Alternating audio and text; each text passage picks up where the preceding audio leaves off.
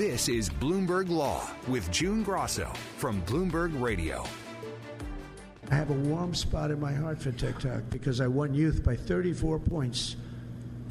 And there are those that say that TikTok had something to do with that. Donald Trump may now have a warm spot in his heart for TikTok, but the ban on the wildly popular app will go into effect on Sunday. And keeping his promise to negotiate a solution will take more than just good intentions. On Friday, the Supreme Court closed the door to a legal solution, unanimously upholding the law banning TikTok. The court found that the risk to national security posed by its ties to China outweighed concerns about limiting speech by the app or its 170 million users in the U.S. The decision was widely expected after the oral arguments, in which justices like Brett Kavanaugh repeatedly cited the government's concerns about its Chinese control and data collection.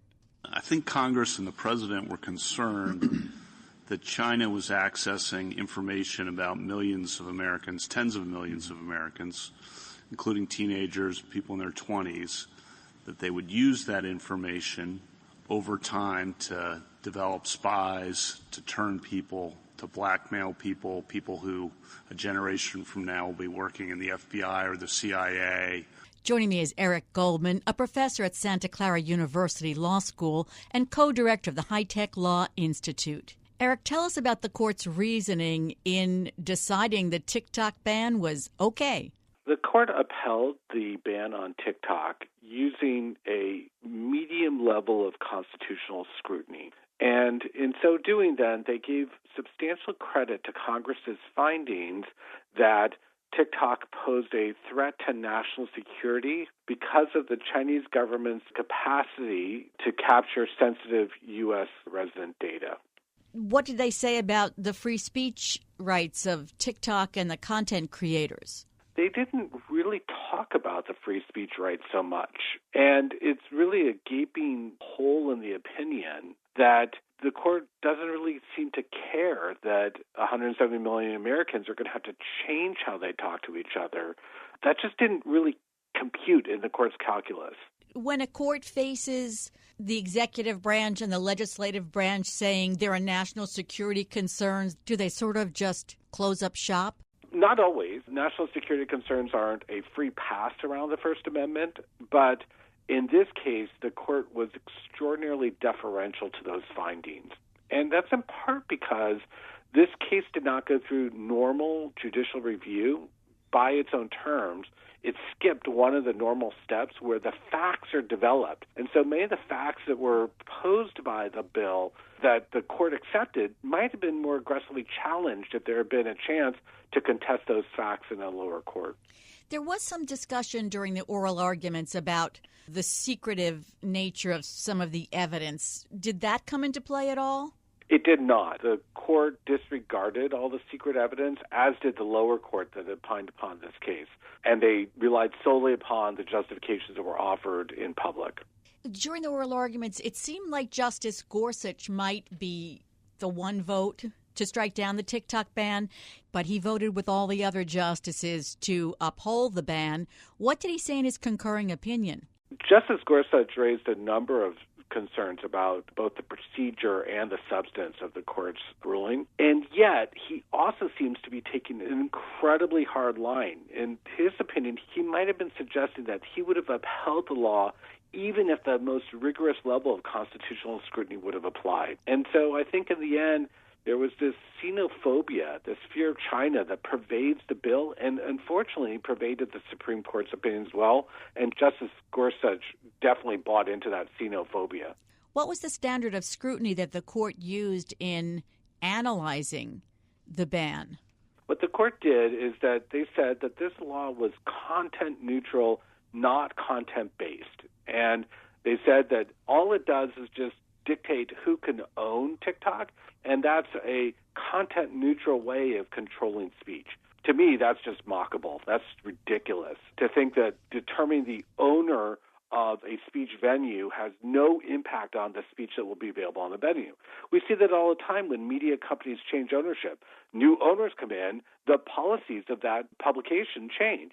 And that's going to happen here as well. So the court really cut an intellectual corner by saying that it wasn't based on the content that was available on TikTok, when there's really no way for that not to be affected by the ruling. During Wednesday's oral arguments, it seemed like most of the justices were open to having age checks for online porn. Are they sort of backtracking from what has been strong concerns about free speech? I think it's a little premature to draw any conclusions about where the age verification analysis will go. But in July, the Supreme Court issued a very strong pro-free speech ruling that vindicated the First Amendment rights of social media platforms. And this opinion is not that. And it makes me wonder if those two opinions are fully consistent with each other, or maybe it makes me wonder that really what they said in July, they don't really mean, and that's not going to predict their future rulings. The Washington Post has reported that Trump is considering an executive order on TikTok, I guess to add to the 100 he's going to issue on the first day. But is an executive order appropriate in the case of TikTok? President Trump will have a range of options to try to help out TikTok if he chooses. He cannot unilaterally override what Congress said, and that now has been upheld by the court. So anything he does to try to help out TikTok might be inconsistent with Congress's direction and might also be in excess of his authority. Having said that, I don't know who's going to care about that and force him to comply with the law that Congress passed, so he might get away with it. Does it seem as if the temperature is sort of changing on TikTok, that now you have more people who don't approve of the ban and even some lawmakers who are now looking to change things up? The ban was actually always unpopular. There were polls throughout the time period suggesting that the majority of Americans do not want to ban TikTok. And for reasons that are a little less clear to me, that message is finally sinking in with some of the politicians who were responsible for the ban, and they're starting to question if they got it right.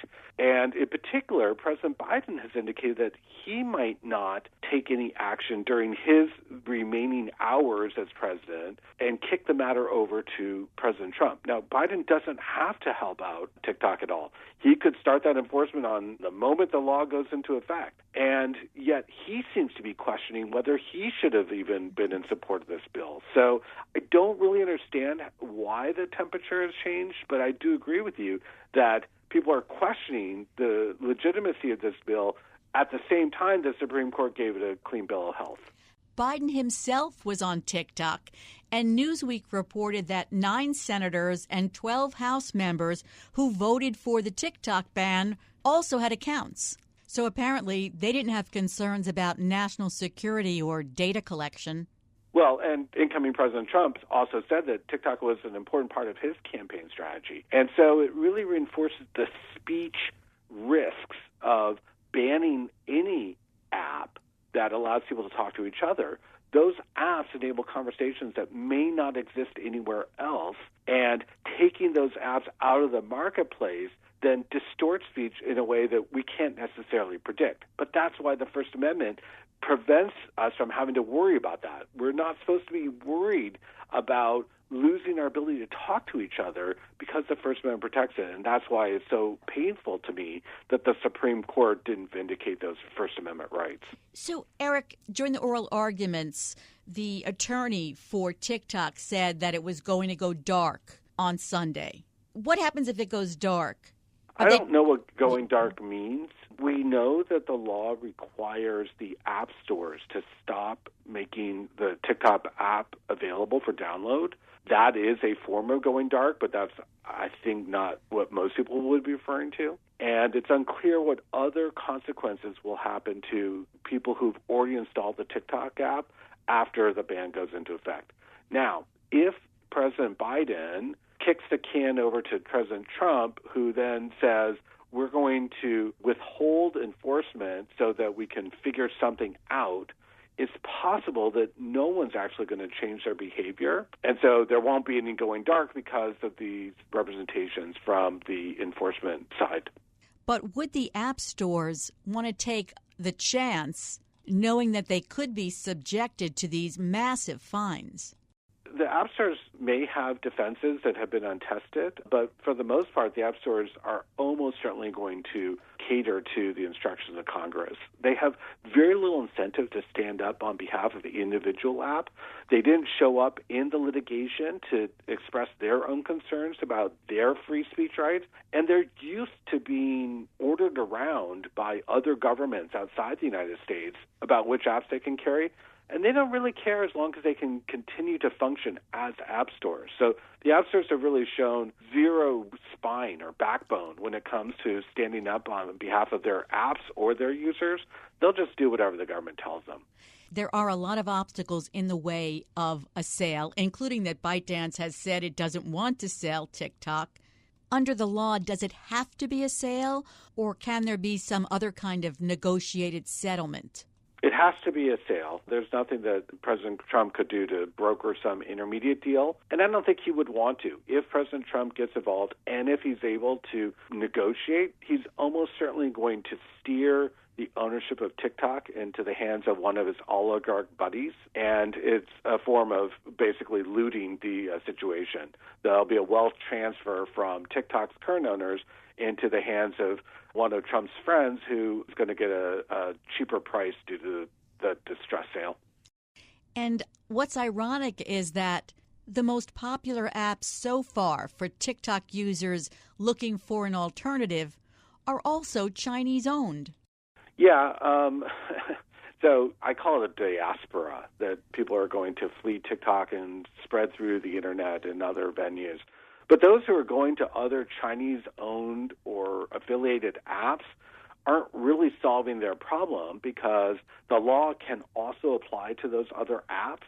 And in fact, we had a senator, Senator Warner, who said that he was going to make sure that those other apps were targeted. In other words, it might just be this cascade of rolling censorship, that they take out TikTok, then they're going to take out the next app and the next app after that.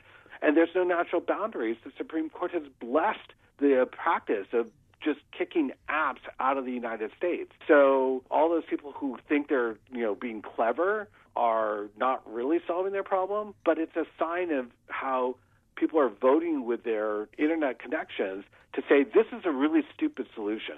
Well, TikTok CEO posted a video thanking Trump for his support, so we will see what happens. And thank you, Eric, as always. That's Professor Eric Goldman of the Santa Clara University Law School. I'm June Grasso, and you're listening to Bloomberg. He says, "You're not going to be a dictator, are you?" I said, no, other than day one. We're closing the border, and we're drilling. After that, I'm not a dictator. Donald Trump is setting the stage for a frenetic first day in office that may appear somewhat autocratic. He's preparing to issue more than 100 executive orders on day one. They range from a crackdown on the southern border and ending birthright citizenship to implementing sweeping tariffs and restricting the rights of transgender Americans. With the stroke of my pen on day one, we're going to stop the transgender lunacy. And I will sign executive orders to end child sexual mutilation, get transgender out of the military and out of our elementary schools and middle schools and high school. Some of the executive orders will be significant, others will be merely symbolic, and many will be challenged in the courts.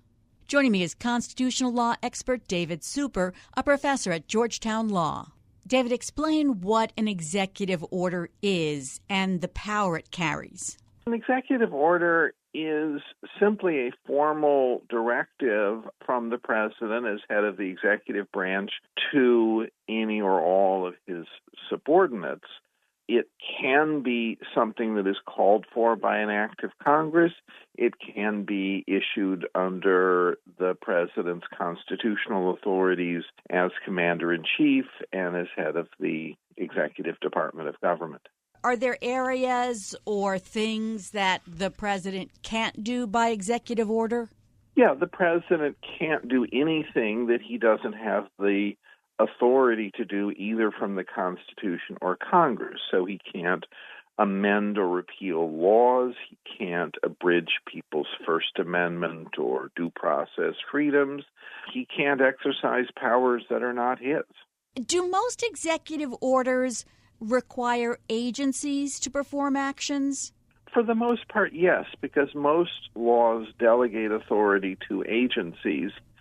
So an executive order is the president publicly telling one or more agencies how it wants them to use their delegated powers.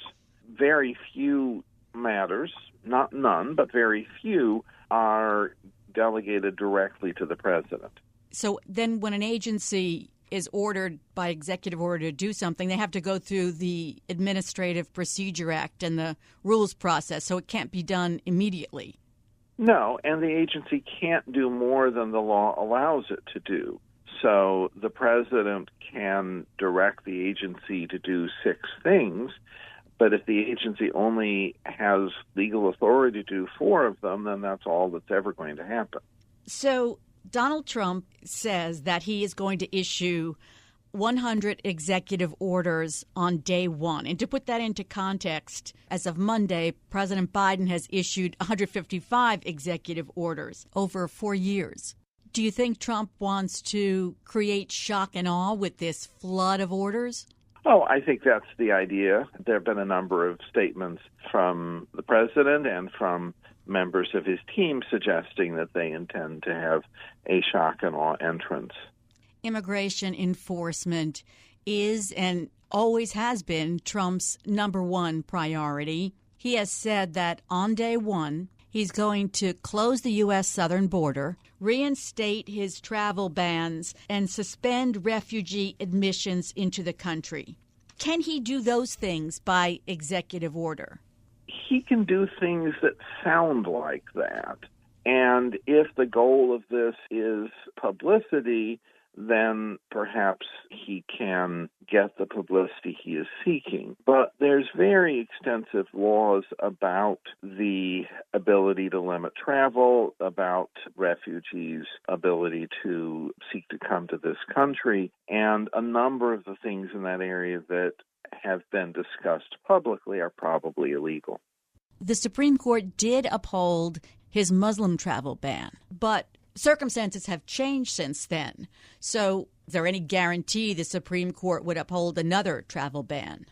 There's no guarantee. That opinion was fairly deferential to the president, but it didn't suggest that the president had a complete blank check. So if the president justifies a travel ban on factually sound and legally permissible grounds, it'll be upheld. But remember, this travel ban that got to the Supreme Court was not the first one or even the second one that he issued. His first few travel bans were so blatantly unlawful that they lost in lower courts, and his Justice Department sensibly concluded there was no point in appealing.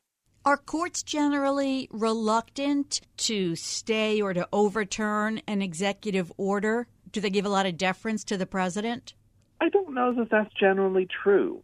Executive orders often don't do anything that could be challenged in court. An executive order might, for example, say that agencies should take the interests of veterans into account in implementing various authorities under their control. That's not challengeable because it doesn't adversely affect anybody. If the president tries to take authority that isn't his, courts feel a need to intervene to preserve the separation of powers. Immigration advocacy groups, environmental groups, and some state AGs are sort of gearing up to challenge some of these orders that he's promised. And another of his pledges is to end birthright citizenship on day one. That's something that surely will be challenged. Well, that's an example of an executive order that has no legal authority taking a power that isn't his. That's resolved by Section 1 of the 14th Amendment to the Constitution. So neither the president nor Congress can change that. We could only change that if we amended the Constitution. Trump said, with the stroke of my pen, on day one, we're going to stop the transgender lunacy.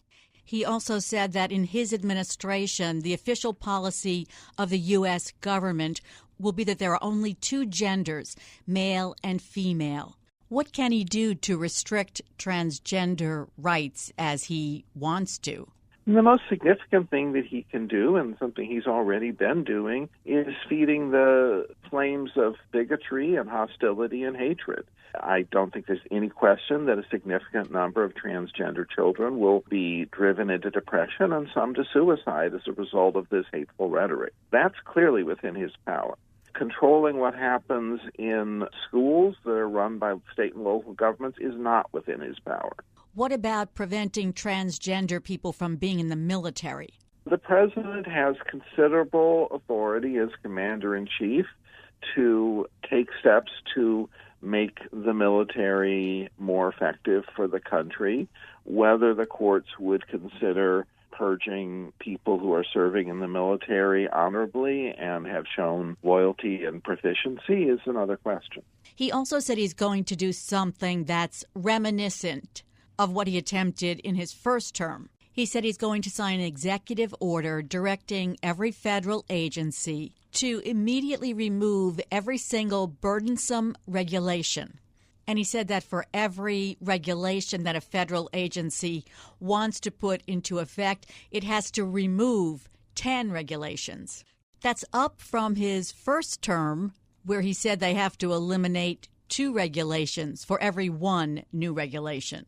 Well, it makes for good headlines, but it's pretty overtly illegal. Each of the statutes that federal agencies implement have their own legal criteria, and an agency should issue the regulations the statute directs it to issue and should not issue regulations the statutes don't authorize. It is not a legal or rational basis for deregulating that you needed to regulate something else.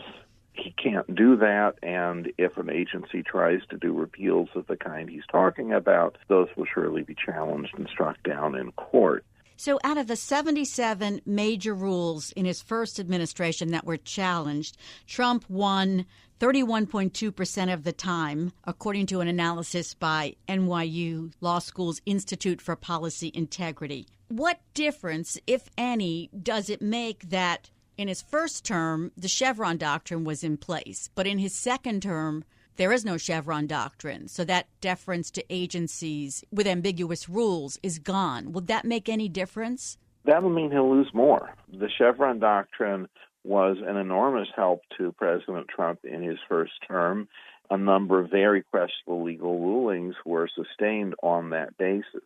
He doesn't have that to hide behind anymore. And if his new rules are as badly reasoned as the ones in his first term, he'll be very lucky to get even close to 31% success. He's talked about day one a lot in the last few months.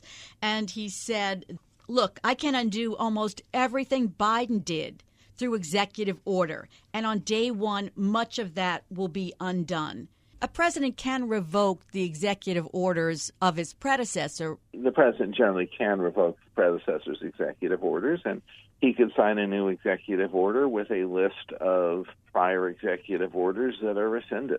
If he tries that with too broad a brush, he'll probably end up doing some things that are embarrassing, repealing recognitions of this or that agency or state or individual for heroic or public-minded service, but he can repeal just about any executive order he wants to unless there is some statute that requires that executive order to stay in place, which there rarely is.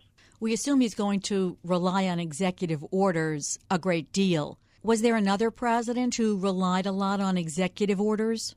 No. There have been presidents who've issued very important executive orders. Certainly President Reagan did, President Clinton did, and they did change the government with those.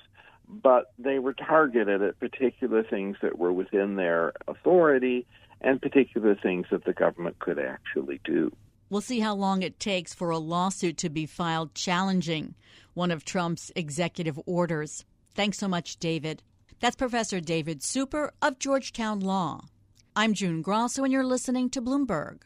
Texas is one of 19 states that have passed laws in the last 2 years requiring visitors to porn websites to verify their age. And this week, the Supreme Court grappled with the constitutionality of the Texas law.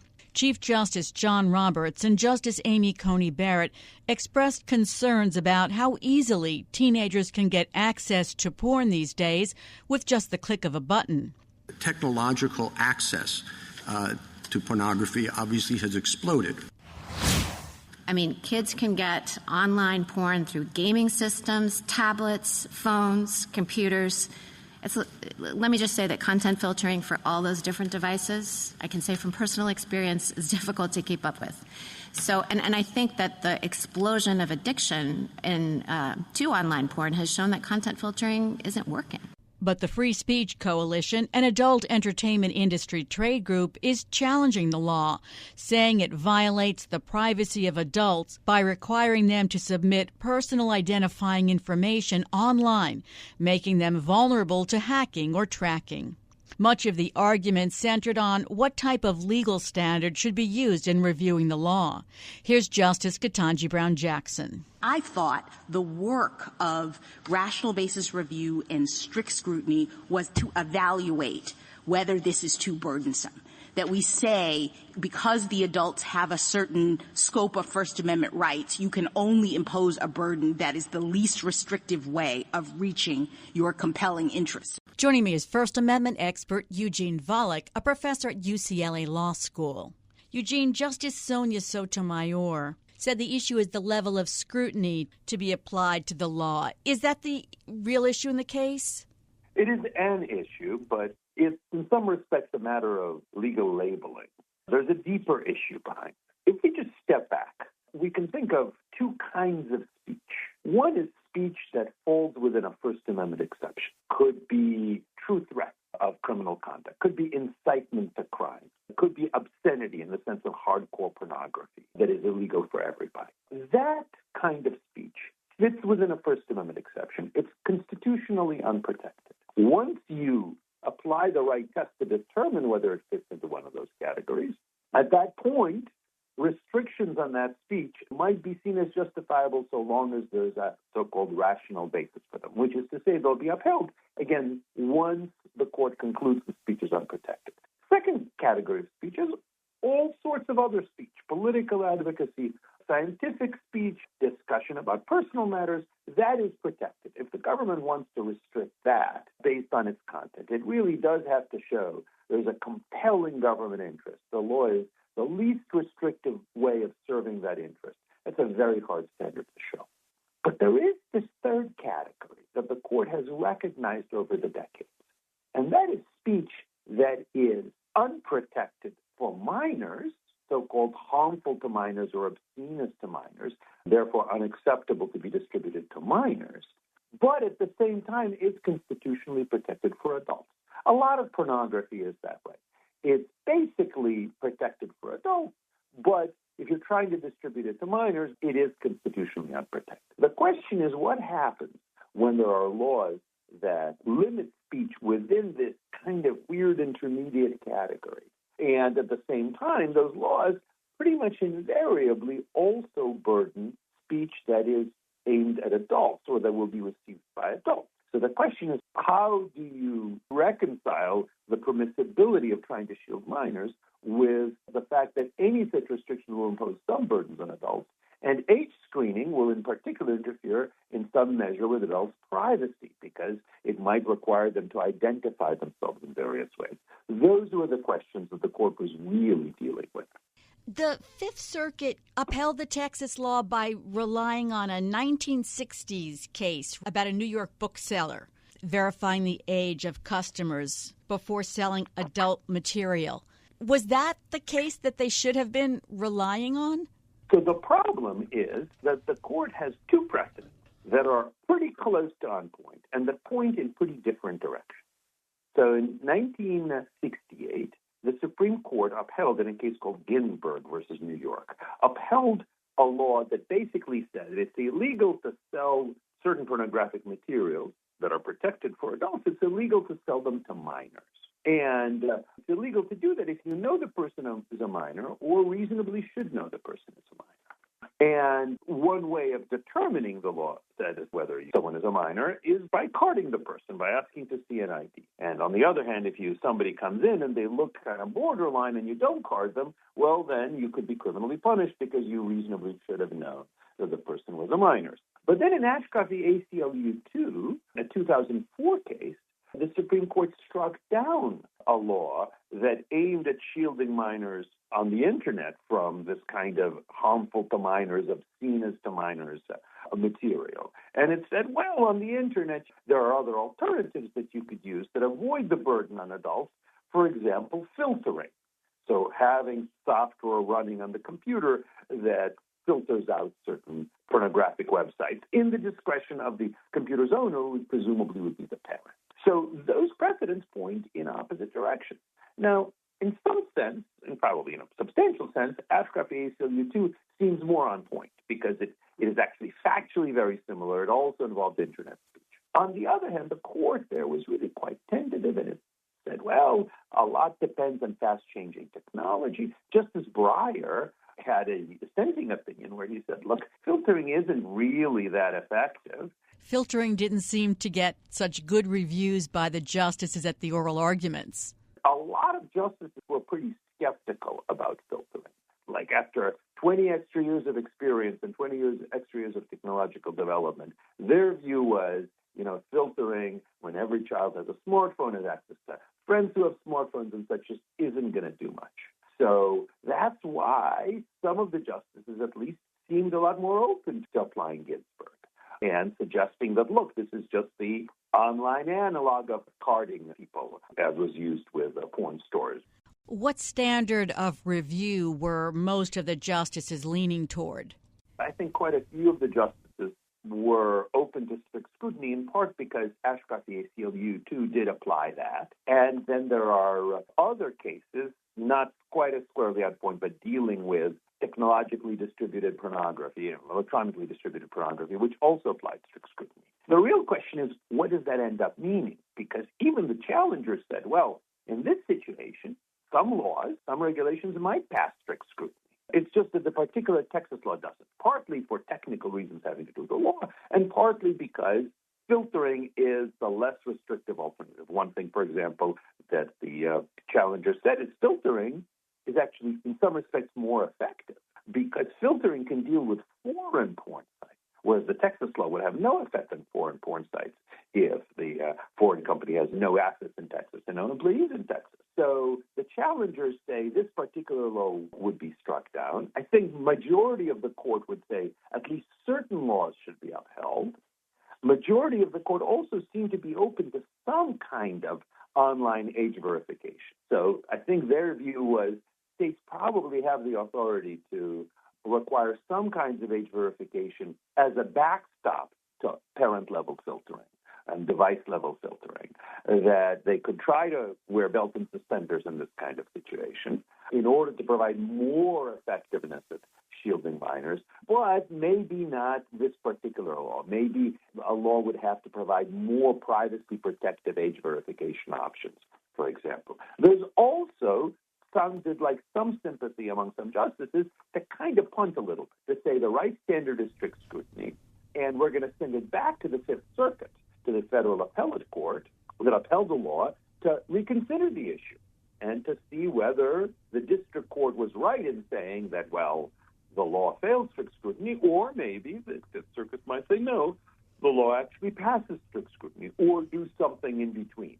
So that would only require the court to choose the strict scrutiny approach versus the rational basis approach, and then leave application of the standard to lower courts. Justices sometimes like to do that, especially when the case looks really complicated and really fact-laden as well. So you think that it's most likely that they're going to remand this to the Fifth Circuit? Oh, I never make predictions really about the future, and especially about the future on the court. Well, sometimes I make predictions, but here the argument, I don't think, gave a clear answer as to that question. Some justices were open to that. If I had to bet, I would probably say that they would say strict scrutiny applies, but whether they would just say that and leave it entirely to the Fifth Circuit or provide more guidance to the Fifth Circuit, that is a harder question. Texas is one of 19 states that have these age verification laws. So how would this apply to the other states, or would it be fact-based? Well, it would be both. If the court says, well, the right standard is, even if you're aiming at shielding children, you've got to show that this is the means that is least restrictive of adult access. That strict scrutiny standard would apply to all states. On the other hand, if the court says, nope, once you're shielding children, at least unless the burden on adults is extraordinarily high, well, then in that case, we're going to uphold it. That, too, would apply to other states. On the other hand, there are particular features of this particular law. So, for example, this law, the state says, well, we are protecting privacy and diminishing the chilling effect on adults by essentially prohibiting sites that do age verification from retaining the data.